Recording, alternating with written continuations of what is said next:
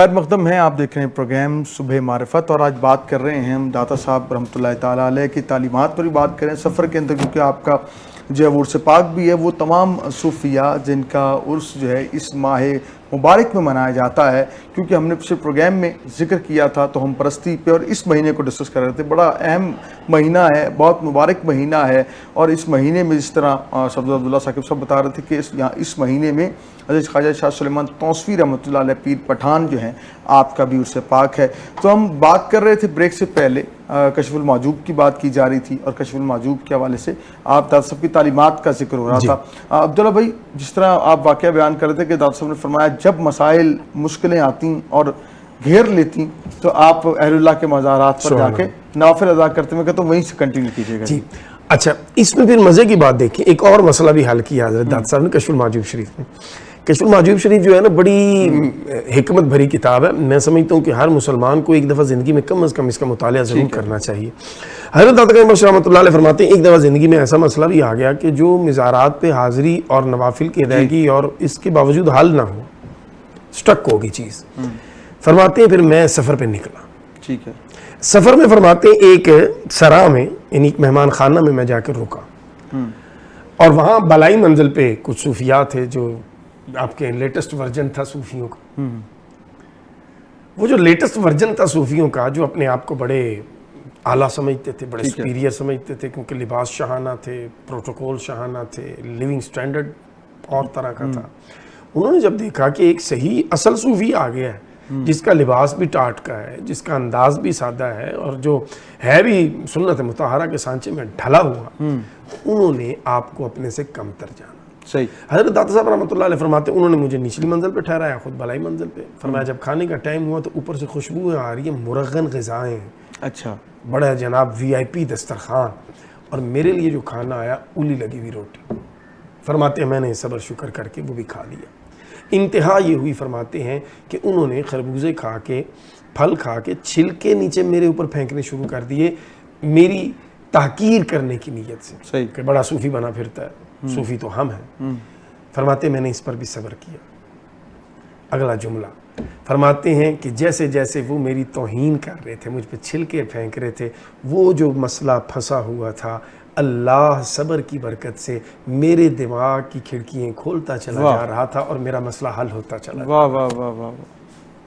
یعنی اصل صوفی جو ہے تیبی بھائی، اس کا صبر، اس کا حلم، اس کا جو برداشت ہے، وہ اتنی، جیسے امام حسن مجتبی رضی اللہ تعالیٰ کے بارے میں آتا ہے نا، جب آپ کا وصال ہوا تو وہ مروان آپ کے جنازے میں جب شامل ہوا تو امام حسین رضی اللہ تعالیٰ نے اس کو، حاکم وقت تھا، مخاطب کر کے فرمایا کہ ساری زندگی اس کو تکلیفیں دیتے رہے ہو، اب جنازے کو کندھا دینے کے لیے آگے ہو۔ تو اس نے کہا اللہ کی قسم، یہ جو پہاڑ آپ دیکھ رہے ہیں نا، اس پہاڑ سے زیادہ حلم تھا اس کے پاس جس بندے کو میں زندگی میں ستاتا رہا۔ یعنی اس نے اقرار کیا کہ امام حسن مجتبی حلم کا کوہ گراں تھے۔ تو امام حسن کے بیٹے ہیں حضرت داتا صاحب رحمۃ اللہ علیہ، تو آپ حلم اور آپ کے اندر یہ صبر یہ موجود تھا۔ پھر آپ کے جو اقوال ہیں ان میں ہمیں ایک قول یہ بھی ملتا ہے، فرمایا ہمیشہ یاد رکھو کہ درویش کا درجہ راہ مولا میں یہ بہت بڑا مرتبہ ہے، اور اس درویش کے لیے اس راستے میں بڑے خطرات ہیں، یعنی خطروں سے پر راستہ ہے یہ درویش کے لیے۔ کیوں؟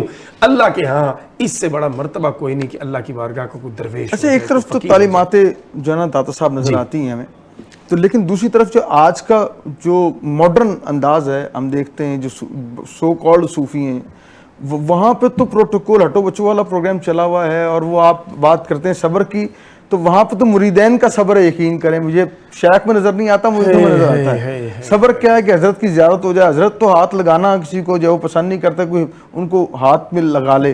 تو آج کے صوفی کا اور اس وقت کے صوفی کا کیا آپ اس حوالے سے کیا موازنہ کریں گے؟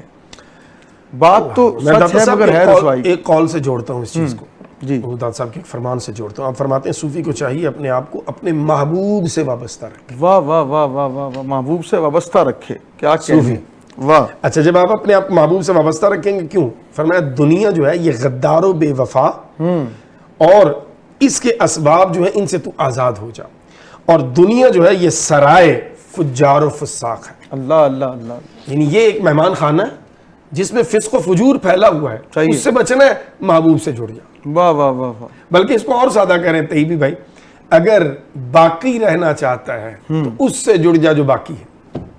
کیا کہنے, واہ. کل من علیہ فان ویبقى وجہ ربک ذو الجلال والاکرام. اور اگر فنا ہونا ہے پھر فانی سے جڑ جا.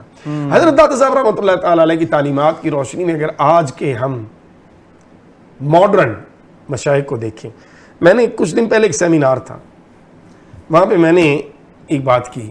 میں نے کہا جی کہ ایک بزرگ کا میں نے بات سنائی, ان کا حوالے سے سیمینار تھا کہ ان کے مدرسے کی تعمیر چل رہی تھی, تو وہ خود آ کے وہاں کھڑے ہو گئے. تعمیر میں ایک چین بنی ہوئی تھی, طالب علم جو ہیں وہ سامان آگے پکڑا رہے ہیں, اساتذہ کھڑے ہیں, بیچ میں وہ آ کے کھڑے ہو گئے. جو طالب علم تھا ان سے پہلے کھڑا, وہ ان کو بائی پاس کر رہا تھا. کیوں؟ وہ پیر صاحب تھے, ادارے کے بانی پرنسپل تھے, تو اس نے احترام میں تو جب 2-3 بار اس نے ایسے کیا نا, تو پیر صاحب نے اس کو روکا, فرمایا یہ کام کیوں کر رہے ہو؟ انہوں نے کہا جی ثواب کے لیے. تو فرمایا مجھے ثواب کی ضرورت نہیں. واہ. اس نے پھر بائی پاس کرنا چھوڑ دیا. یہ واقعہ سنا کے میں نے عرض کیا, میں نے کہا آج کل ہمارے بڑے لوگ جو ہیں وہ تو ہاتھ بھی 3 سلام بھی 3 انگلیوں سے لیتے ہیں. تو یہ نہ سنت ہے نہ اخلاقیات ہے, یہ کیا ہے؟ یعنی بڑے پن کا مطلب یہ نہیں ہے کہ آپ اچھوت سمجھنا شروع کر دیں دوسروں کو. صحیح. آپ ہاتھ بھی نہ ملائیں درست سے, آپ معانقہ مصافحہ کچھ بھی نہ کریں, یہ نہیں ہے بھائی. بالکل ٹھیک. رسول رحمت صلی اللہ تعالی علیہ وسلم کی بارگاہ میں طیبی بھائی ایک ایسی خاتون آ گئیں جو دماغی طور پر اب نارمل تھی. بالکل ٹھیک. رسول رحمت صلی اللہ علیہ وسلم سے اپنی وہ بات انہوں نے شیئر کرنی شروع کر دی. آپ سن رہے ہیں, گرمی کا موسم ہے, دھوپ جو ہے وہ پورا, سورج جو ہے وہ آبوتاب سے چمک. رسول رحمت صلی اللہ علیہ وسلم کی مبارک پیشانی پہ جب پسینے کے موتی چمکے, صحابہ کرام کا دل زخمی ہوا. آپ نے ناراضگی کا اظہار کیا صحابہ کرام نے کہ یہ عورت جو ہے سمجھ ہی نہیں رہی کہ رسول رحمت صلی اللہ علیہ وسلم تکلیف میں. جب صحابہ کرام کے چہروں پہ ناگواری آئی تو رسول رحمت صلی اللہ علیہ وسلم نے آنکھوں سے اشارہ فرمایا. نہیں, جب وہ خاتون خود گئیں تو آپ واپس تشریف لائے. فرمایا کیا ہوا؟ عرض کی آقا اس کی سنتا کوئی نہیں, یہ بے سروپا باتیں کرتی ہے. تو فرمایا اسی لیے تو میرے پاس آئی تھی وہ, اس کی کوئی نہیں سنتا, میں سنوں گا, محمد سنے گا جس کی کوئی نہ سنے. یہ ہے سنت مطہرہ. حضرت نظام الدین اولیاء محبوب الہی حضرت خواجہ نظام الدین پاک, آپ کی مجلس لگی ہوئی قبلہ, اور لوگ بیٹھے ہوئے, جتنا انتظام تھا دنیا اس سے بڑھ گئی. اور بھائی دھوپ میں کچھ لوگ بیٹھ گئے, تو آپ نے اپنی گفتگو کو, اپنے معاملات کو روکا اور فرمایا آگے آگے ہو جو ساتھیوں, وہ جو پیچھے لوگ دھوپ میں ہیں بیٹھے, وہ دھوپ میں ہیں, جل میں رہا. اللہ اکبر, اللہ اکبر. جل میں رہا ہوں. یہ ہے صوفی, یہ ہے اولیاء. تیبی بھائی اپنی ذات کی نفی کرنی پڑتی ہے, مرنے سے پہلے مرنا پڑتا ہے, پھر بندہ صوفی بنتا ہے. یہ جو ابھی یہ ریسنٹ سیمینار تھا, آپ بھی وہاں موجود تھے, وہاں ایک بڑے ہمارے ریناؤنڈ پیر صاحب نے, اور بڑے ہمارے پولیٹیکل فگر ہیں, انہوں نے ہاتھ باندھ کے اپنے ہی پیر بھائیوں سے, یعنی پیروں سے, مشاہد سے ہاتھ باندھ کے انہوں نے کہا کہ جو خانقاہ ہے وہاں 2 چیزیں لازم تھیں, ایک مسجد تھی, ایک لنگر تھا. تو خدا کے لیے یہ تیسرا کلچر جو آ گیا ہے, اس سے باہر نکلو. یہ انہوں نے کہا, آپ اس کے عینی شاہد ہیں. تو یہ حقیقت ہے. اللہ توفیق دے ہمیں رسول رحمت صلی اللہ علیہ وسلم کی سیرت کے مبارک سانچے میں ڈھلنے کی. ٹھیک ہے عبداللہ بھائی, ایک تو یہ سفر کا مہینہ ہم نے بات کی, صوفیہ اکرام کی, ان کی جو نا عرس کی بات کی, ولادت کی بات ہو گئی. اس ماہ میں نوافل کیا ادا کرنے چاہیے, وظائف کون سے ادا کرنے چاہیے؟ اور بہت سارے لوگ یہ کہتے ہیں کہ ہمیں مشکلات کے شکار ہیں, چیزوں کا مسائل ہیں, کوئی خاص نوافل ہیں اس ماہ میں, کوئی خاص وظائف ہیں تو وہ عنایت کیجیے گا دیکھنے والا. جی بالکل تیبی بھائی, یہ تو آپ کا سبجیکٹ ہے, آپ اس میں اتھارٹی ہیں ماشاءاللہ, وظائف اور یہ چیزیں. میں کوشش کروں گا کہ آپ کے سامنے میں بھی کچھ عرض کروں. دیکھیے سب سے جو مجرب عمل ہے نا, جو اس مہینے میں ہمیں کرنا چاہیے, حضرت خواجہ حسن بصری سے بھی یہ ملتا ہے, مولا حسن سے بھی بعض لوگوں نے اس کو منسوب کیا, اور مولا علی پاک سے بھی منسوب کیا. بالکل ٹھیک. وہ کیا ہے کہ ایک شخص آیا, اس نے آ کے کہا کہ قحط سالی ہو گئی ہے, بڑے برے حالات ہو گئے, مالی اعتبار سے, معاشی اعتبار سے بڑی کمزوری ہے. تو حضرت خواجہ حسن بصری ہیں, یہ امام حسن پاک ہیں, مولا علی پاک ہیں, جو بھی, انہوں نے فرمایا کہ استغفار. وہ چلا گیا. دوسرا شخص ہے, اس نے آ کے کہا جی اولاد نہیں ہو رہی, بڑا پریشان ہوں. آپ نے فرمایا استغفار کرو. تیسرا آیا, اس نے کہا جی کہ میں کاروباری حوالے سے بڑا تنگی کا شکار ہوں. آپ نے فرمایا استغفار کرو.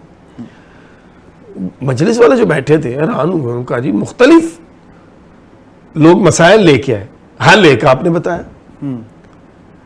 انہوں نے کہا کہ میں نے یہ حل اللہ کے قرآن سے دیا ہے, سورہ نوح ہے, فَقُلْتُ اسْتَغْفِرُوا رَبَّكُمْ إِنَّهُ كَانَ غَفَّارًا.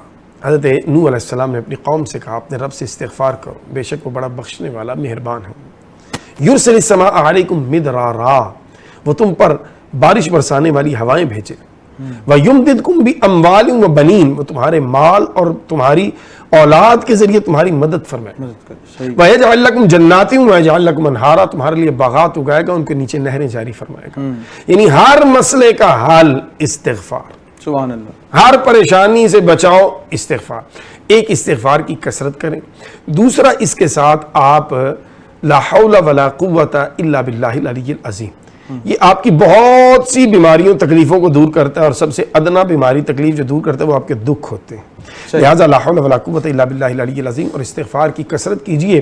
اور نوافل پہ میرا جو ٹیک ہے وہ ذرا تھوڑا سا ڈیفرنٹ ہے، میں کہتا ہوں کہ نوافل ضرور پڑھنے چاہیے، لیکن اس بندے کو جس کے ذمے فرض نمازوں کی قضا نہ ہو۔ اور اگر آپ کی زندگی کی نمازیں قضا ہیں تو آئیے اس ماہ سفر سے اپنی قضا نمازوں کی ادائیگی کا سلسلہ شروع کر دیجئے، آپ دیکھیں گے کہ آپ پر لطف و کرم کی وہ برسات ہوگی جس کا آپ نے بھی ذرا لوگوں کو سمجھا دیجئے۔ لوگ کہتے ہیں قضاء عمری پڑھ لیں تو ساری ادا ہو جاتی ہے۔ ہاں بالکل صحیح، یہ بہت اہم سوال ہے۔ وہ کیا سلسلہ ہے، لوگ بہت زیادہ نا کنفیوز ہے اس معاملے میں، رہنمائی۔ اچھا یہ جو بات ہے نا عارف بھائی، بہت اہم سوال اور بڑا آپ نے بروقت کر دیا۔ یہ رمضان شریف کے آخری جمعہ پہ آپ نے دیکھا ہوگا کہ واٹس ایپ چل جاتا ہے، 2 نفل پڑھو تو نہیں، بالکل نہیں، ایسی کوئی نماز نہیں ہے کہ 2 نفل یا 4 نفل یا 50 نفل پڑھیں تو ساری، بالکل غلط بات ہے، اس کی کوئی بنیاد نہیں ہے۔ آپ کے ذمے جتنی نمازیں قضا ہیں آپ نے وہ ادا کرنی۔ میں بتاتا ہوں اس کا طریقہ، بتاتا ہوں اس کا طریقہ یہ ہے کہ آپ ایک آئیڈیا لیں گے، مثلا میری عمر اس وقت ہے 44 جی، اب 44 میں سے میں دیکھتا ہوں یار کتنا عرصہ ہوا مجھے اللہ نے توفیق دی کہ میں نمازیں پڑھ رہا ہوں، ٹھیک ہے، اور کتنا عرصہ میری زندگی کا 7 سال پہلے نکال کے بچا، ایک مثال ہے 30 سال آگے، کہ 30 سال رف ایک آئیڈیا ہے میرا کہ میں نے نماز نہیں پڑھی ہوئی۔ اب میں کیا کروں گا، میں ایک چارٹ بنا لیتا ہوں، جنوری فیبرری مارچ 1 سال کا، اس چارٹ کے اوپر میں دن کی 5 نمازیں لکھ لیتا ہوں روزانہ کی، اور میں ایک طریقے کی پڑھ کے ٹک کرتا جاؤں گا۔ نیت میں یہ کروں گا کہ سب سے پہلے زندگی کی جو میری فجر کی قضا ہے، اللہ تو جانتا ہے نا میری کون سی پہلی قضا۔ اچھا قضا نماز میں آپ نے کرنے کا صرف فرض پڑھنے، 2 فرض فجر کے، 4 ظہر کے، 4 عصر کے، 3 مغرب کے، 4 عشاء کے اور 3 کس نماز کے ساتھ نہیں پڑھ سکتے؟ اچھا ہر نماز کے ساتھ پڑھ سکتے ہیں۔ عصر کے بعد کہتے نہیں پڑھنی، عصر کے بعد قضا نماز پڑھ سکتے ہیں، نفل نہیں پڑھ سکتے۔ اچھا نفل نہیں پڑھ سکتے، نفل نہیں پڑھ اور سکتے۔ فجر کے بعد، فجر کے بعد جو ہے وہ آپ پڑھ سکتے ہیں، لیکن بہتر یہ نہ پڑھیں۔ اس کی وجہ یہ ہے کہ ہر بندے کو پتا ہوگا یہ قضا پڑھ رہا ہے، اچھا کیونکہ نفل تو پڑھ نہیں سکتا، تو وہ پردہ رہنا چاہیے۔ اللہ آپ کو پردے میں رکھ رہا ہے، آپ کو پردہ اپنا رکھنا چاہیے۔ کٹھی پڑھ سکتے ہیں، کئی دن کی کٹھی پڑھ سکتے ہیں، یعنی آپ کو مثلا شب برات آ گئی، آپ نے کہا جی میں نے ساری رات عبادت کرنی، اب آپ نوافل کی وجہ اپنی قضا شروع کر دیں، پڑھتے جائیں پڑھتے جائیں پڑھتے جائیں، تو یہ ایک آپ کا طریقہ ہوگا قضاء عمری ادا کرنے کا۔ 2 نفل 4 نفل وہ اس کے برابر نہیں ہوں گے، نہیں ہوتے۔ اس وقت تفصیلی اس والے سے جو ہے آپ نے بتا دیا، اس کا بہت شکریہ۔ اور ناظرین کا ہم نے کوشش کی ہے کہ اس ماہ کے حوالے سے جو وظائف تھے، جو جن ہستیوں کا ذکر تھا وہ بھی ساتھ ساتھ ہم نے کیا ہے، اور ساتھ جو ہے ہم نے یہ بھی دیکھا کہ ہم نے توہم پرستی کے حوالے سے پچھلے پروگرام میں بھی ذکر کیا۔ ساری بات کا جو مقصد ہے، جو مفہوم ہے، وہ یہی ہے کہ ہمیں قرآن سے جڑنا ہے، صاحب قرآن سے جڑنا ہے۔ یہ سارے معاملات وہاں آ کر خراب ہوتے ہیں کہ جہاں پر ہم قرآن سے دوری ہو جاتی ہے۔ ہمارے گھروں میں قرآن پڑھے ہوئے ہیں، صرف کس کا انتظار کرتے ہیں کوئی گھر میں فوت ہو جائے۔ اللہ اکبر۔ اور یہ میں مصطفیٰ کی طرف جاؤں گا، سوال اس پہ بھی کیا جائے کہ ہم نے قرآن رکھا ہوا ہے صرف رخصتی کے لیے، قرآن رکھا ہوا ہے ہم نے کوئی فوت ہو جائے تو اس کے لیے۔ اس حوالے سے بھی بتائیں، لوگ کہتے ہیں جی بلائیں نازل ہو جاتی ہیں سفر میں، جس گھر میں قرآن نہیں کھولا جائے گا بلائیں نازل ہونی ہے وہاں، اور کیا ہونا ہے؟ کیا کہتے ہیں اس پہ آپ؟ حضرت دادا صاحب کے قول سے جوڑتے ہیں، بسم اللہ۔ حضور فیض عالم رحمۃ اللہ تعالیٰ علیہ فرماتے ہیں صوفی کون ہے؟ فرمایا صوفی وہ ہے جس کے ایک ہاتھ میں قرآن ہو، دوسرے میں سنت رسول ہو۔ واہ واہ واہ، یعنی وہ صوفی نہیں جو قرآن سے لا تعلق ہے۔ اچھا حضرت داتا صاحب کا قرآن سے تعلق کتنا ہے؟ آج بھی ابھی جا کے دیکھیے وہاں قرآن پڑھا جا رہا ہے۔ سبحان اللہ۔ جو جس بندے نے اپنی زندگی میں کیا اللہ نے اس کی قبر پہ وہی جاری کر دی۔ حضرت داتا صاحب نے اتنا قرآن پڑھا، اتنا قرآن پڑھا، اتنا قرآن پڑھا، آج ان کے مزار پہ 24 گھنٹے قرآن پڑھا جا رہا ہے۔ تو قرآن سے جڑنا پڑے گا۔ حضرت امام حسین رضی اللہ تعالیٰ ابھی ماہ محرم ریسنٹلی مکمل ہوا، آپ نے قرآن جو پڑھا نا وہ 2 شخصیات میں نے ریسنٹلی مطالعہ کیا تو اس میں آئی، ایک حضرت عثمان غنی، واہ، اور دوسرا ایک کلاس تھی بچوں کی اور فیمیل کی، بڑی کمپیٹنٹ ٹیچر رسول رحمت صلی اللہ علیہ وسلم نے تعینات کی۔ رسول رحمت صلی اللہ علیہ وسلم کا انتخاب ہے جی، واہ جی، وہ جو ٹیچر ہے نا وہ ہے سیدہ عائشہ صدیقہ رضی اللہ تعالیٰ سبحان اللہ، واہ، اور اس کلاس کا دی بیسٹ اسٹوڈنٹ، ٹائم سے پہلے آنے والا، ٹائم کے بعد تک رکنے والا، اپنا کام پراپر کرنے والا، کام سے بڑھ کر سیکھنے والا قرآن اور مسائل، اس کا نام سیدنا حسین رضی اللہ تعالیٰ. واہ، حالانکہ جن کے گھر میں قرآن کی لوری ہے. ہائے ہائے، واہ واہ، والدہ سے الگ سیکھ رہے ہیں، ہاں واہ، بابا سے الگ سیکھ رہے ہیں، مولا حسن سے الگ سیکھ رہے ہیں، امی عائشہ سے الگ سیکھ رہے ہیں، مولا عثمان سے، یعنی جہاں سے مل رہا ہے، انکار نہیں ہے کیونکہ ہے ہی ان کا. اچھا پھر وہ جو ڈیولپ ہوئی چیز، عاشور کی رات ہو، عاشور کا دن ہو، مولا حسین کی زبان پہ سب سے زیادہ جو ہے تلاوت قرآن جاری ہے. اور کیا قرآن سے محبت تھی. جیسے جناب عباس نے کہا کہ مولا آپ بھی جانتے ہیں کہ انہوں نے جو ہے وہ جنگ کرنی ہے اور آپ نے ایک رات کی مہلت مانگی ہے. اللہ اکبر. تو مولا نے کہا میں بھی جانتا ہوں کہ صبح جنگ ہونی، لیکن ایک رات چاہتا ہوں کہ ایک رب کی عبادت جو راہ مولا میں سجدہ ادا کر لوں. یہ رات آخری رات ہے. محبت کیا تھی قرآن سے، یہ سارے میرے ناظرین ہمارے غور سے سنیں. محبت کیا تھی مولا کو قرآن سے. کٹا ہوا سر نیزے کی نوک پہ بھی قرآن سنا رہا ہے. واہ، اور یہ پیغام تھا. کیوں قرآن سنا؟ یہ پیغام تھا. لوگوں حالات جیسے بھی ہوں، رب کے قرآن سے جڑے رہنا، اللہ مشکلوں کو آسانیوں میں بدل دیتا ہے. کیا کہنے، خوبصورت پیغام دیا ہے آپ کا. بہت شکریہ، آپ تشریف لائے، بڑی ڈیٹیل میں ڈسکس ہوا. ناظرین کرام، ہماری کوشش بھی یہی ہوتی ہے کہ ہم جو ہے وہ موضوع رکھیں تاکہ آپ جان سکیں، اور ہمارے اس پروگرام سے معرفت کا یہی پیغام ہے کہ ہم چاہتے ہیں جو ہماری صبح کا آغاز ہے وہ اللہ اور اس کے رسول کے ذکر کے ساتھ ہو. قرآن سے جڑیں، صاحب قرآن سے جڑیں، اور جو آپ کے گھروں کے اندر قرآن پاک بند پڑے ہوئے ہیں، یقین جانیے قرآن کھولنا شروع کر دیں، آپ کے مقدر کھلنا شروع ہو جائیں گے. آپ کو میں لکھ کر دیتا ہوں، جو شخص 40 دن قرآن پاک باقاعدگی سے پڑھنا شروع کر دے، اس کی کوئی دعا رد نہیں ہوگی انشاءاللہ. کیونکہ یہ قرآن جو ہے رب کا فرمان ہے. آپ جب پڑھیں گے تو میرے مولا علی سرکار کا فرمان سنیے اور ایمان کو تازہ کیجئے. میرے مولا کہتے ہیں جب میرا دل کرتا ہے کہ میں رب سے بات کروں تو میں نماز پڑھتا ہوں، اور جب میرا دل کرتا ہے کہ رب مجھ سے بات کرے میں قرآن پڑھتا ہوں. آپ دیکھیے کہ رب آپ کے قرآن میں رب کیا فرما رہا ہے. رب کہتا ہے کہ اور تمہارا رب تمہیں بھولنے والا نہیں ہے. یہ قرآن میں رب کہہ رہا ہے. اور تمہاری جانوں کے سب سے زیادہ قریب، تمہاری شارک سے قریب جو ذات ہے، رب کہتا ہے وہ میں خود ہوں.